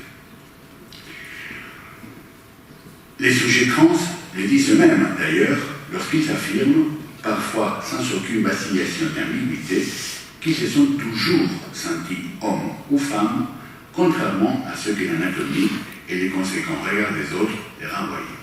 Pour l'anecdote, il y a quelques années, nous avons écrit un livre à l'ouvrage collectif avec des collègues sur les homosexualités féminines qui avait pour titre « Elles sont choisies ». Et nous sommes allés présenter ces livres à plusieurs associations et librairies faisant partie, on pourrait dire, du spectre, enfin spectre, je sais pas, c'est pas les mots, j'aime pas, de la sphère LGBT, et à chaque fois, ce qu'on nous disait, c'est que les gens qui avaient lu ces livres l'avaient beaucoup apprécié, l'avaient beaucoup aimé, mais la seule chose qu'ils ne savaient pas aimer, c'était les titres. Pourquoi parler des choix? Alors que nous voulions justement accentuer la dimension, choix, au sens, effectivement, certes d'un choix forcé, mais une démarche du sujet, à chaque fois, ce que les membres des associations LGBT nous renvoyaient, c'est qu'à aucun cas il s'agissait d'un choix. Et qu'effectivement, pas plus qu'on ne choisit pas de devenir hétérosexuel, on ne pouvait pas parler d'un choix par rapport à l'homosexualité. Donc là, nous étions d'une certaine manière, envoyés à notre propre, quelque part en passe, je dirais, par rapport à cette question. C'est-à-dire de pouvoir parler justement d'un choix forcé. Ces choix, donc, s'il est forcé, il est à partir et selon les programmes de jouissance d'un sujet. Mais ce qui est forcé, justement, dans ces programmes, c'est la détermination ou les déterminations, et non pas la contrainte à se ranger dans un ou un autre des genres existants au niveau social. On pourrait dire, peut-être avec Althusser, que justement, si il pourrait y avoir une liberté en psychanalyse, cette liberté devrait être la prise de conscience, pour reprendre ce terme d'Althusser, la prise de conscience de ses déterminations. Et que seulement à partir de là, il peut y avoir l'apparition d'un élément contingent, une contingence, qui vient d'une certaine manière échapper à ces déterminations qui, évidemment, forcent les choix pour un sujet. Oui, c'est une idée à développer. Là où les DSM qualifient des troubles de l'identité du genre, ou des déviations du genre, ou encore des genres déviants, ceux qui ne correspondent pas à la norme, renforçant donc ainsi l'idée de norme, d'une norme qui établirait qu'il y aurait seulement deux genres auxquels s'identifier, les psychologues et les psychiatres spécialistes dans les traitements avec des enfants et des jeunes transgenres parlent depuis quelques années donc aux États-Unis des gender creative, c'est-à-dire des créations du genre pour désigner les rapports singuliers qui, non seulement les sujets transgenres, mais finalement tout sujet entretiendrait avec les genres qu'il s'est créé ou pourquoi pas qu'ils s'inventent. Il s'agit donc pour eux d'un spectre qui couvre les choix qu'un sujet peut faire du genre, spectre allant de la position virile à la position féminine. Il faut remarquer que ces spectres délimitent déjà parfois la créativité supposée en question. Nous verrons ceci tout à l'heure avec les cas des Luana. C'est-à-dire la créativité au niveau du genre dépasse parfois largement la question de s'il s'agit d'une fille ou d'un garçon. Pour les sujets. Dans la littérature existant sur cette question, et dans la plupart des cas qu'on y présente, on donne une description assez typique et comportementale de la difficulté qu'a eu l'enfant transgenre à s'accorder avec les types courants de son genre. Il n'était jamais vraiment senti garçon ou fille, il a très souvent demandé à porter des habits du genre opposé, auquel il s'est trouvé identifié, et a souvent demandé à jouer avec les jouets typiques de son genre. Saisi parfois de manière très précoce, à partir de 2-3 ans, à partir du moment même où il a eu souvent accès à la parole. Les descriptions cliniques qui nous sont données, dont par exemple The Transgender Child, l'enfant transgenre, ouvrage de référence de Stephanie Brill et Rachel Pepper, qui est un manuel, donc un handbook adressé aux familles et aux professionnels travaillant avec des enfants. Ces deux auteurs qui ont créé chacune de leur côté des groupes de soutien à des parents des enfants déviants du genre, de Diane Ereshaft, donc, qui dirige un centre de consultation pour enfants transgenres à l'hôpital de Oakland, à San Francisco, se limite donc dans ses descriptions en général à des aspects observables et peu d'éléments de la vie psychique de l'enfant ou du jeune transsexuel. Curieusement, la description même qui nous sont données dans ces ouvrages des enfants trans est elle-même assez marquée par les binarismes masculin-féminin, comme si les enfants trans ne pouvaient pas s'affranchir eux-mêmes de ces binarismes. Du coup, la créativité supposée du genre, tant voulu, est elle-même réduite très rapidement au binarisme masculin-féminin, ce qui contribuerait à légitimer donc l'ordre hétérosexuel et la norme straight, qui est, pour parler donc, comme le faisait Monique Wittig. En fait, c'est le regard même des cliniciens qui détermine cette simplicité de la description qui nous est donnée, et nous verrons tout à l'heure, avec les cas de Luana, que les choses sont quand même un peu plus compliquées. La présentation qui nous est faite des enfants transgenres dans ces ouvrages est de manière accentuée anhistorique. Et quand on nous retrace l'histoire de l'enfant en question, les parcours est pratiquement toujours le même. Ils ou elles n'ont jamais voulu s'accorder à leur sexe anatomique depuis qu'ils ont eu usage de la parole. On nous parle aussi de l'enfant transgenre, comme s'il n'existait qu'un seul type d'enfant transgenre, en gommant probablement avec la fixité de ces termes la diversité de l'expérience transgenre ou transsexuelle. Si nous acceptons le principe qu'il n'y a pas de normes pour se dire sexuel, ou bien qu'il peut être le résultat, que se dire sexuel peut être le résultat d'un choix d'un sujet laissé ranger sous une norme qui voudrait que les hommes ou les femmes fassent les choses d'une manière ou d'une autre, toute nomination, et nous verrons que la question de la nomination est ici centrale, nous le verrons avec le cas de Luana, qu'un sujet se donne concernant son être sexuel est le résultat d'un traitement particulier de la jouissance par l'être parlant. Une analyse permet, en tout cas, d'interroger l'inscription de quelqu'un dans l'expérience de la sexualité et de trouver sa propre manière, sa propre solution vis-à-vis de ses réels. Et c'est impossible à symboliser qu'est la sexualité pour tout être parlant. L'homme, la femme, nous ne savons pas ce que c'est, nous dit Lacan dans son séminaire Oublir. Ce qu'on appelle des valeurs sexuelles, des valeurs reçues dans les langages. Qu'il y ait au départ l'homme ou la femme, c'est d'abord une affaire des langages. En sortant ainsi la psychanalyse de la dérive anatomiste naturalisante dans laquelle l'entraînèrent les analystes post-freudiens, Lacan a permis de contrecarrer les célèbres idées de Napoléon, citées par Freud, que l'anatomie serait le destin, et permettre à un sujet qui ne se reconnaît pas dans les modèles du corps que lui impose l'autre, sa propre manière de la vivre. Luana. La loi d'identité des genres, adoptée en Argentine en 2012, permet que toute personne trans, donc, soit inscrite dans ses documents d'identité avec les noms et les sexes qu'elle choisit, sans avoir donc à passer par les pouvoirs judiciaires pour procéder à cette réinscription. Luana a été la première fille à faire une demande de changement de genre et à bénéficier de cette loi, qui permet aux enfants donc de demander à ce que leur sexe soit changé sur leur fiche d'état civil. La mère de Luana, Gabriela, a écrit un livre qui a pour titre Un lit d'Emmanuel, qui était donc les prénoms d'origine de Luana, avant qu'il ne devienne une fille, autour de ses mamans. Moi fille, moi princesse. Yo niña, yo princesa.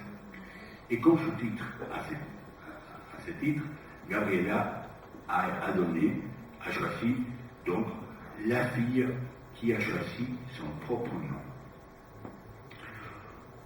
Nous reviendrons sur cette opération d'autonomination.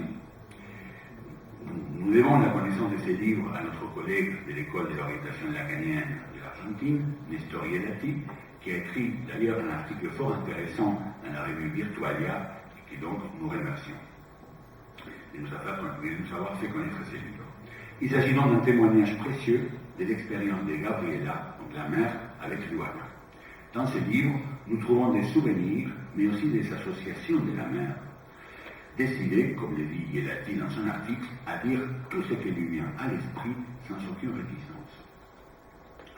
Donc, ces livres, qui est adressé au grand public, intéressent aussi la psychanalyse et une journée comme la nôtre, où nous explorons les choix des parents et forcément concernés par les dires de la mère concernant donc Luana. Il sera donc beaucoup question du choix de cette mère, de son désir à l'égard de Luana dans cet ouvrage, ce qui vient mettre en tension, en quelque sorte, l'idée que l'enfant trans se définit ainsi de manière complètement autonome et en court-circuit avec un autre quelconque. Luana est né comme un garçon que sa mère a prénommé Manuel. Il est né en juillet 2007 avec un frère jumeau. Très vite, il y avait quelque chose qui n'allait pas avec Manuel, nous dit Gabriela dans cet ouvrage. Il demandait plus d'attention que son frère jumeau, son regard était différent et on ne pouvait pas éviter de constater ce regard profondément triste. Manuel commence à manifester très tôt des comportements différents à son frère.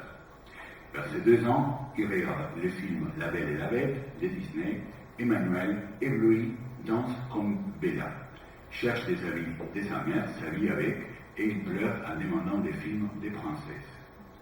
Lui, c'est la Belle et son frère, la Bête, nous dit Gabriela.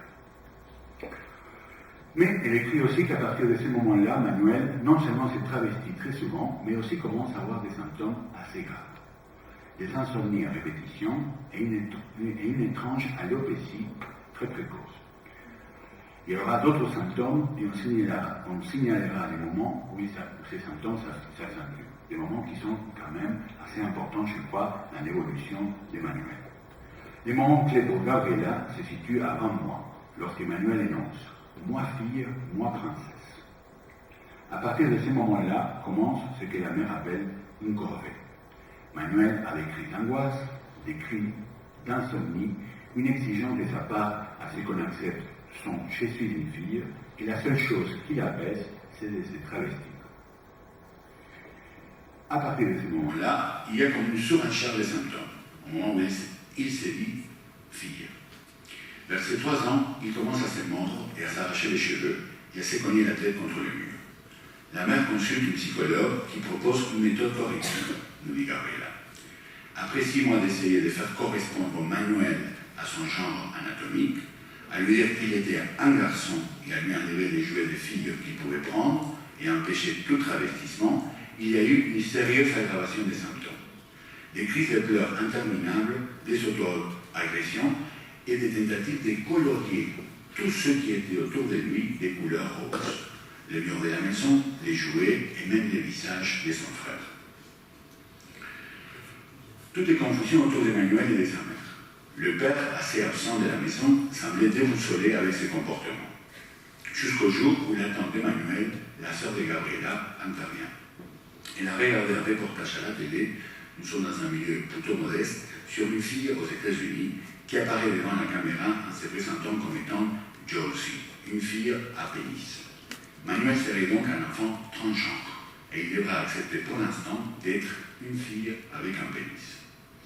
Mais les signifiants transgenre, qui permet de donner un sens autour de lui à ce qui arrive à Manuel et d'accepter de lui acheter par exemple des robes de petite fille, des perruques,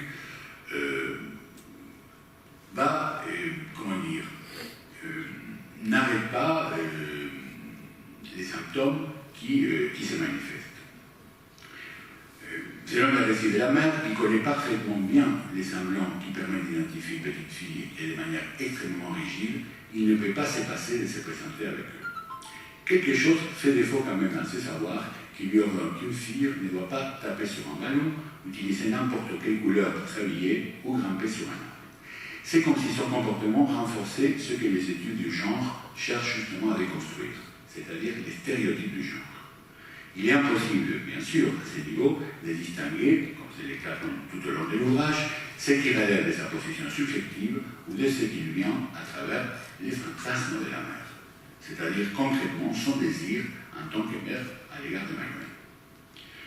Le 31 juillet 2011 est une date clé dans la biographie d'Emmanuel.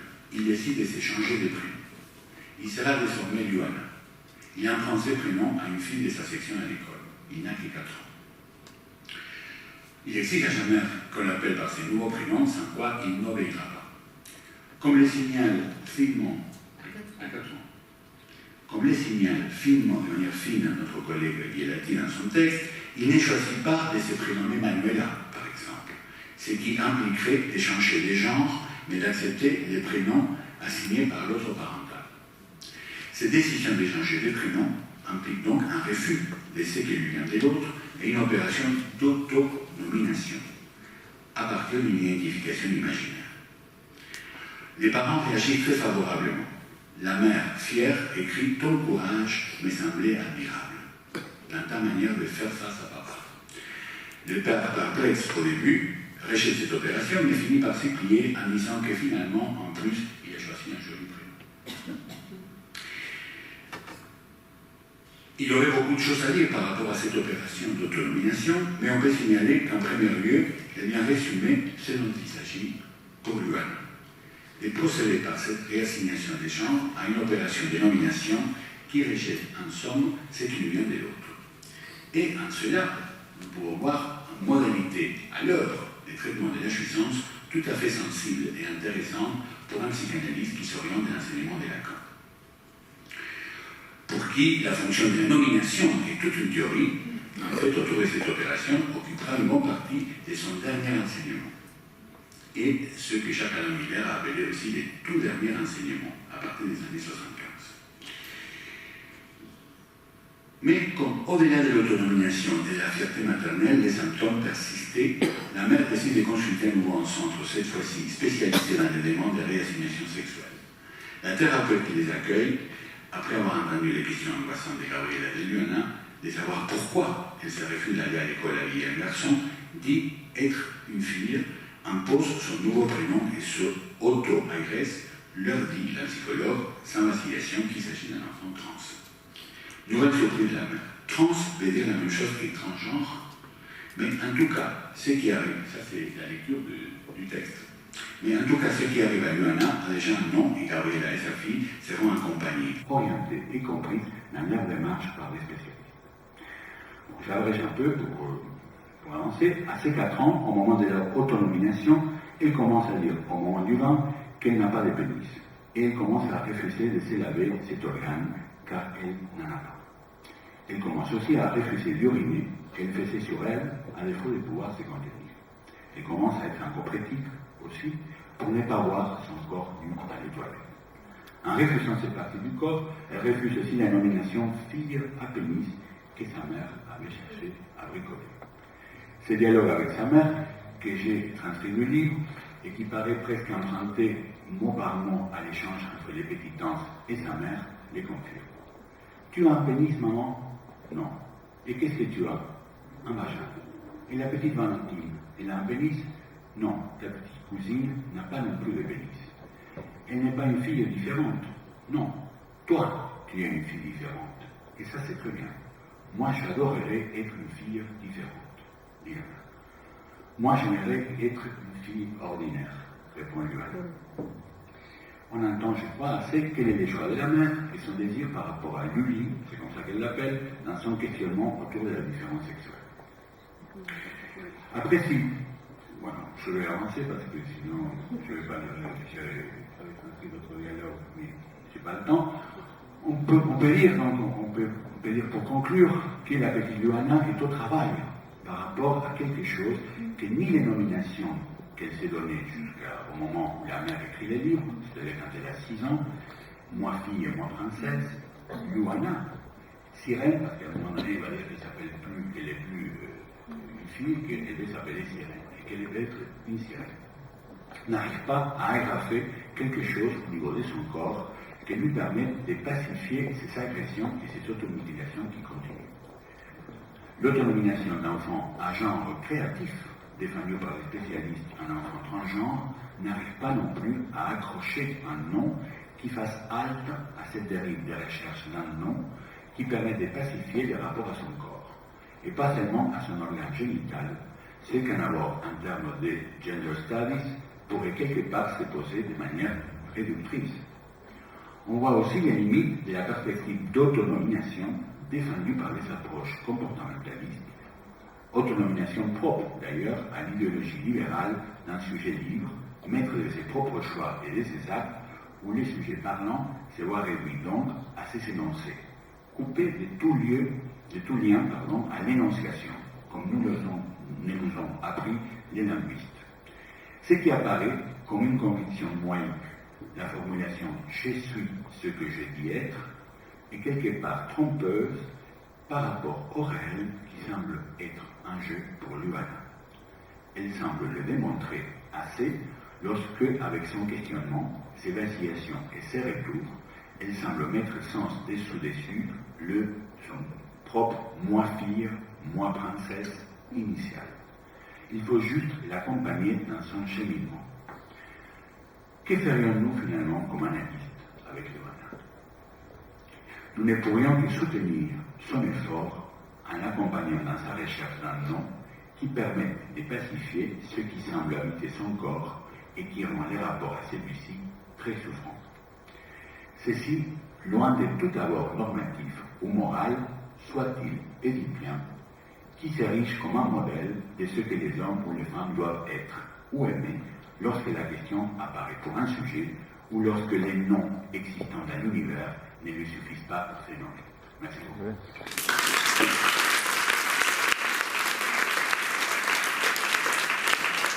Merci Fernand pour cette observation quand même singulière. Chez cet enfant de 4 ans. Si je dis singulière, c'est que il est difficile de tirer des leçons de cette observation. On voit bien que ça conclut plutôt sur l'accompagnement d'un travail psychologique.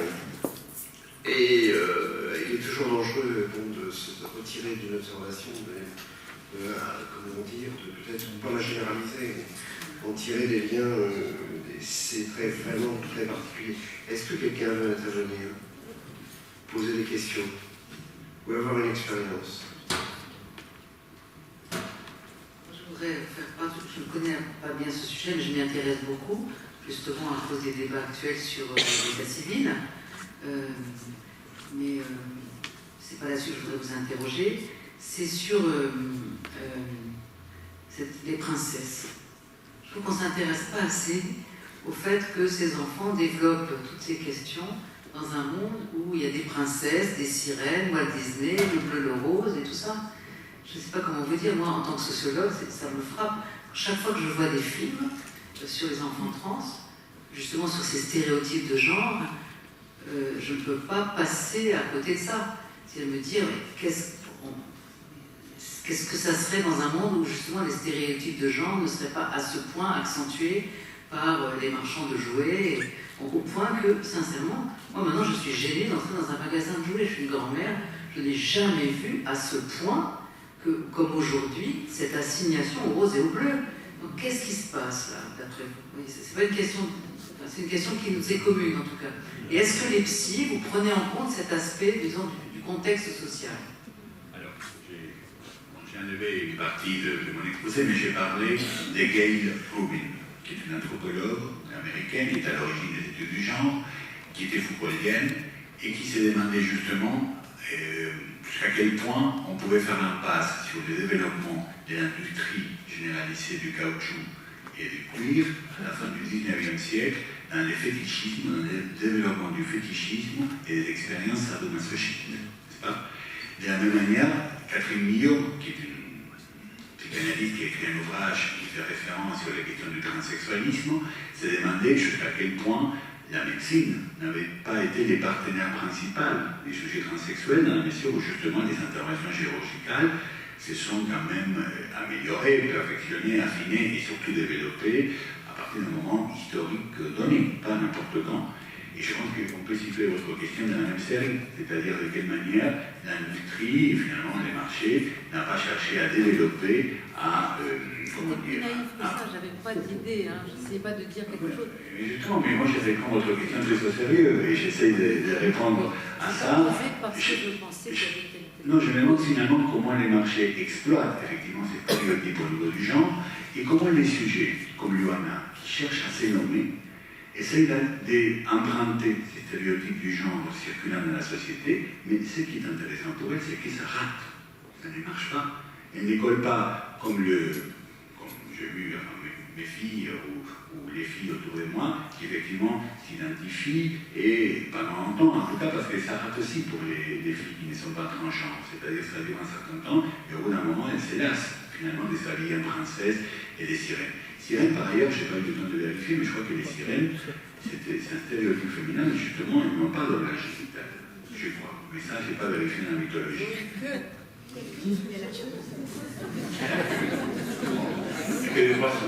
Et donc, je pense que c'est intéressant pour elles, ces nominations sont qu'elles trouvent, où justement, se dire sirène, c'est une manière aussi de contourner la question de la différence sexuelle. Et je crois que, voilà, d'une certaine manière, ce sont des noms que les sujets cherchent à emprunter, mais qui ratent à chaque fois. C'est-à-dire que finalement, les marchés n'ont pas réussi à produire des noms qui deviennent plus ou moins consistants au niveau du genre. Intervention. Je voudrais revenir plutôt, pardonnez-moi, plutôt à votre présentation, à ce que vous nous avez dit. C'était plutôt une question, qu'est-ce qui fait que la société française soit autant résistante à ce qui est une réalité aujourd'hui? Je reviens à votre présentation sur toutes ces modalités de procréation, de parentalité. Qu'est-ce qui fait que notre société aujourd'hui, on l'a vu il y a un an, sur le mariage pour tous, on le voit encore, vous le dites, votre rapport, vous le mettez, on vous défie, etc. Comment vous comprenez en tant que sociologue, qu'est-ce qui se passe? Alors, juste, on peut intégrer, parce que je pense que là, on pourrait intégrer la question trans dont je n'ai pas du tout parlé, sur laquelle je commence à peine à travailler, à cet questionnement. Parce que c'est vrai que voilà, quand vous évoquez l'Argentine, les Français, ils ont des grands yeux. Qu'est-ce que c'est? Qu'est-ce qui se passe? Mon idée, c'est que d'autres démocraties... Donc, d'abord, je pense qu'on vit un changement, une vraie mutation du système de parenté, du système de référence, système d'organisation des sexes, etc. Donc, cette question-là, cette métamorphose, pour parler comme Baudelaire de la parenté, qui va avec la mutation, qui est l'avènement, par exemple, d'une valeur d'égalité des sexes dans une société qui est nouveauté à l'échelle humaine. Les intellectuels, les politiques, dans l'ensemble, n'ont pas pris ça au sérieux. Et commencent peu à peu, il me semble, il y a quelques... Non mais, voilà, mais ça, pour ceux ou celles surtout qui travaillent sur ces sujets depuis des décennies, on a toujours été victime d'une sorte de condescendance. C'est cette forme typiquement masculine de la bêtise, vous êtes d'accord avec moi? Et donc, je pense qu'il y a un déficit je pense, au plan intellectuel et donc de la capacité collective d'élaborer des explications, un récit du changement, etc.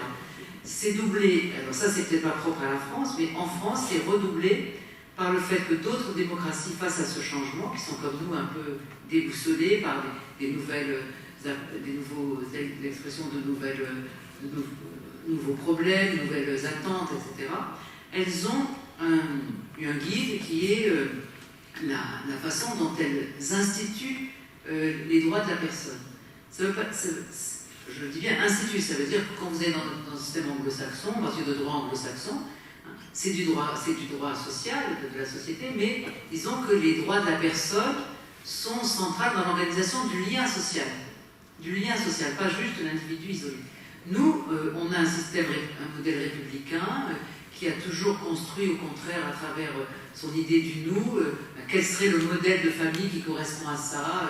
Bon, sur beaucoup de sujets, que ce soit l'école, d'autres sujets, on avait cette façon de fabriquer des nouveaux modèles de référence. Et aujourd'hui, c'est ça qui me paraît en crise, particulièrement chez nous, et qui fait que dès qu'on touche, on a des gens, il y a une partie des gens, en tout cas c'est relayé par les politiques, qu'on ne peut pas parler tranquillement, en partant même avec un peu de pragmatisme aussi, des situations nouvelles, en les remettant dans l'histoire, comme vous l'avez fait. Vous avez parlé de façon calme d'un sujet qui est difficile, voilà, en nous incitant à écouter une expérience. Et ça, les politiques ne font jamais ça. Ils prennent au plus abstrait possible. Hein.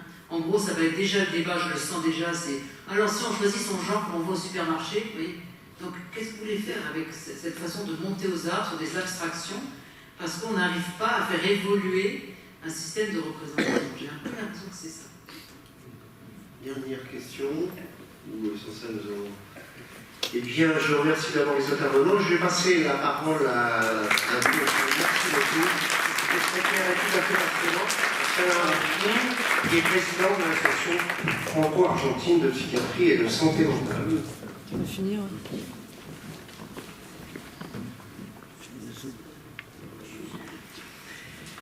Nous voilà donc presque à la fin de notre journée de travail. Quelles conclusions, quelles idées en extraire? Nous nous trouvons actuellement dans un moment extrêmement riche au regard de l'évolution de l'humanité. Les sciences sociales, les nouvelles technologies, la médecine et la psychanalyse entretiennent des débats inédits. Lors de notre dernier colloque organisé par notre association, nous avions engagé ces échanges sous le titre de « Variantes de la procréation type ». Nous les poursuivons aujourd'hui avec ces interventions dont nous comptons faire une publication qui témoignera de la richesse de nos conversations. Vous en serez informés, bien entendu. L'axe que nous avons privilégié pour aujourd'hui concerne le changement qui s'opère dans les formes de faire famille. Nous assistons aujourd'hui au fruit du changement qui s'opère depuis quelques décennies autour de la place de la femme et de la visibilité des minorités dans la société occidentale. Ce changement se répercute, entre autres, sur la considération de l'égalité des droits des femmes et des hommes. La norme hétérosexuelle est contestée par les tenants des études du genre, interrogeant et resignifiant la place et le rôle du masculin et du féminin. Fabienne Fenoix, qui vient de faire un développement très intéressant là-dessus. La psychanalyse n'a pas été étrangère à ces changements.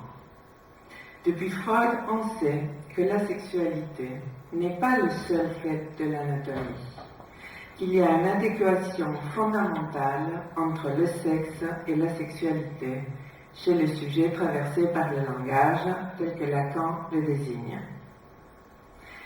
Dans les pays qui suivent le modèle occidental démocratique, il se produit une sortie définitive de l'idée d'une famille patriarcale. Je me suis basée sur votre rapport, Madame Terry, pour accepter avec plus ou moins de bonheur des familles recomposées, monoparentales, des coparentalités.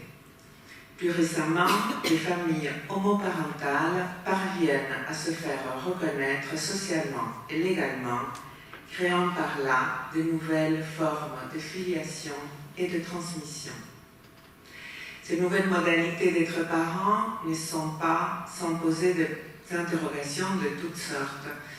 Irène Théry en a formulé quelques-unes, Adeline Bouvelot et Ernesto Domenech nous ont parlé des autres interrogations et nous ont bien montré toute la complexité à les résoudre. Ces changements sont aussi possibles grâce au choc biotechnologique qui reformule les présupposés de base de Fontaine. Le point de départ, un homme et une femme font un enfant, a éclaté définitivement par les biais de dénommées transgressions biologiques, c'est le terme de Miroslav Radman, des parentalités multiples surgissent, issues de procréation médicalement assistée. À la disharmonie entre sexe et sexualité se rajoute la disjonction entre sexualité et procréation. Le corps des parents peut ne pas être directement impliqué dans l'engendrement de leurs enfants. Et je pense que j'ai bien utilisé ce mot. Donc, voilà, merci, parce que je me suis dit, est-ce qu'on peut l'utiliser, engendrement, mais je n'ai pas trouvé un autre. Et votre exposé l'a confirmé. Charlotte Dudkiewicz et Serge Fez nous en ont donné des exemples cliniques. La psychanalyse nous aide à appréhender et à participer de ces mouvements grâce à notre approche clinique. Des enfants issus de ces nouveaux couples, de ces engendrements inédits, parlent des psychanalystes. Des adultes confrontés au choix de la procréation, aux difficultés identitaires. Charlotte Dudkiewicz nous en a parlé, Serge Fez, Estella Solano, Fabien Frénoix, évoquent auprès de l'analyste ce qui est mis à l'épreuve de leur désir. Le psychanalyste accueille le sujet un par un, avec les mots propres à chacun, c'est la proposition que tu faisais, il me semble, pour le mener à chaque fois au cœur de ses choix, même s'ils sont forcés, dans un face-à-face avec le réel qui se présente à lui. C'est ce travail de bricolage, le mot a été utilisé souvent par nos collègues analystes, qui aidera le sujet à se débrouiller avec sa souffrance, ses particularités, ses fictions de son origine et sa filiation. Le sujet du XXIe siècle est dans un dialogue original avec la machine et les nouvelles technologies qui ouvrent un champ de possibles dont on a du mal à esquisser les limites. Cynthia Fleury, dans un article récent, dénomme ce dialogue, il me semble qu'elle fait référence à ça, avec un acronyme qui s'appelle BRAIN. Genomics, Robotics, Intelligence artificielle et nanotechnologie. L'homme d'aujourd'hui peut désormais envisager une espérance de vie jamais égalée. Se laisser tenter par des éventuelles prédictions médicales qui déchiffreront soit sa robustesse biologique, c'est encore une expression empruntée à Radman, soit ses fragilités ou ses maladies futures. Il peut défier le temps et transgresser les générations par des procréations inédites. Dominique Van Trever nous en a parlé aujourd'hui, Ernesto Domenech aussi. Il n'empêche que, comme Lacan, on peut continuer de citer Mallarmé, qui soutient que rien n'abolira le hasard. Chaque sujet traitera son rapport au monde à partir de ses imprévus, de ces fractures qui constituent le fondement de la logique de l'inattendu. Je reprends l'expression de François Sermet que tu as déjà citée. Ce qui résiste à la prédiction, au calcul des algorithmes. Cet imprévu que le psychanalyste accueille est la source du choix du sujet, même s'il est forcé parfois, qui construit à la fois son destin et sa liberté.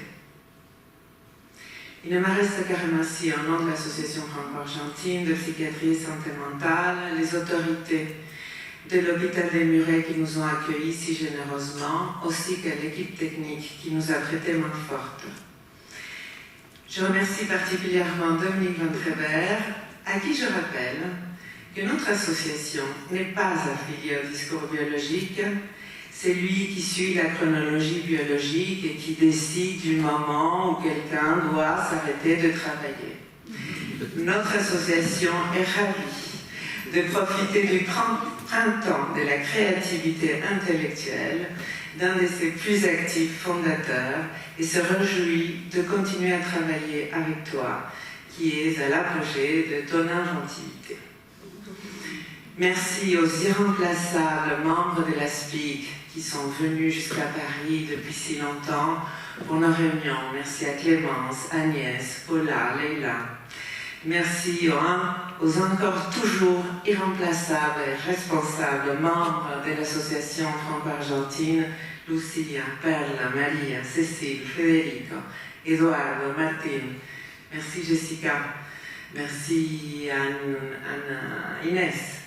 Merci à Augusto qui sont venus et encore une fois merci à toi Dominique. Et, comme on dit en Argentine, no se vayan que ahora viene lo mejor. Ne partez pas, car les meilleurs commencent. Tango, empanadas y vino.